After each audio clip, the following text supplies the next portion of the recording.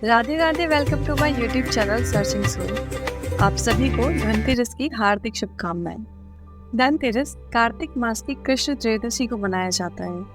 अब आइए जानते हैं कि क्यों मनाते हैं धनतेरस का त्यौहार। हमारी सनातन संस्कृति में स्वास्थ्य को धन से ऊपर रखा गया है। कहते हैं कि पहला सुख निरोगी काया, दूजा सुख घर में माया। इसलिए दिवाली से पहले धनतेरस को महत्व दिया गया है।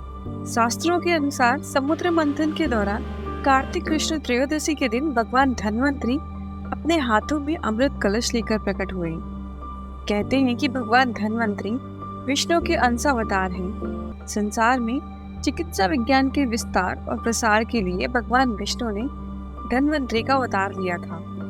भगवान धन्वंतरी के प्रकट होने की खुशी पर धनतेरस मनाया जाता है। धनतेरस के दिन लोग घर के बाहर दक्षिण दिशा की ओर दीपक क्यों जलाते हैं? आइए जानते हैं इसके पीछे की एक कहानी। तो कहानी कुछ इस तरह से है। एक राजा थे जिनका नाम था हेम। देव कृपा से उन्हें पुत्र रत्न की प्राप्ति हुई। ज्योतिषों ने जब बालक की कुंडली देखी तो पता चला कि बालक का विवाह जिस दिन होगा उसके 4 दिन बाद वह मृत्यु को प्राप्त होगा। राजा इस बात को जानकर बहुत दुखी हुआ। राजकुमार को ऐसी जगह भेज दिया जहाँ किसी स्त्री की परछाई भी ना पड़ी। लेकिन किस्मत को कौन टाल सकता है। कुछ समय बीता, वहाँ से एक राजकुमारी गुजरी और दोनों एक दूसरे को देखकर मोहित हो गए और उन्होंने गंधर्व विवाह कर लिया। विवाह के पश्चात विधि का विधान सामने आया और विवाह के 4 दिन बाद यमदूत उस राजकुमार के प्राण लेने आ पहुंचे।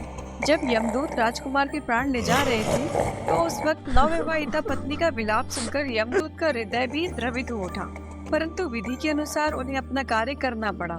तब यमदूत ने यमराज से एक प्रश्न किया कि क्या कोई ऐसा उपाय नहीं है जिससे मनुष्य अकाल मृत्यु से मुक्त हो जाए। दूत के इस प्रकार अनुरोध करने से यम देवता बोले, हे दूत, अकाल मृत्यु तो कर्म की गति है।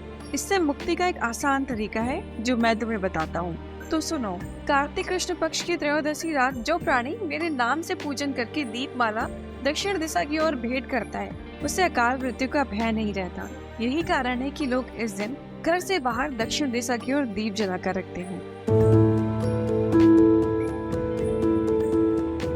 अब धनतेरस के दिन हम कुबेर जी की भी पूजा करते हैं। तो आइए जानते हैं कुबेर जी की कहानी। 3 पैर 8 दांत वाले कुबेर अपनी कुरूपता के लिए प्रसिद्ध हैं। उनकी जो मूर्तियां पाई जाती हैं वे ही अधिकतर स्थूल और बेडौल हैं। सतपथ ब्राह्मण में तो इन्हें राक्षस ही कहा गया है। इन सभी बातों से स्पष्ट है कि धनपति होने पर भी कुबेर का व्यक्तित्व और चरित्र आकर्षक नहीं था। कुबेर रावण की कुल गोत्र की थी। कुबेर को राक्षस के अतिरिक्त यक्ष भी कहा जाता है। यक्ष धन का रक्षक होता है परंतु उसे भोगता नहीं है। कुबेर का जो दिक्पाल रूप है वह भी उनके रक्षक और प्रहरी रूप को ही स्पष्ट करता है। पुराने मंदिरों के बाएं भागों में कुबेर की मूर्तियां पाए जाने का रहस्य भी यही है कि मंदिरों के धन के रक्षक के रूप में कल्पित और स्वीकृत है।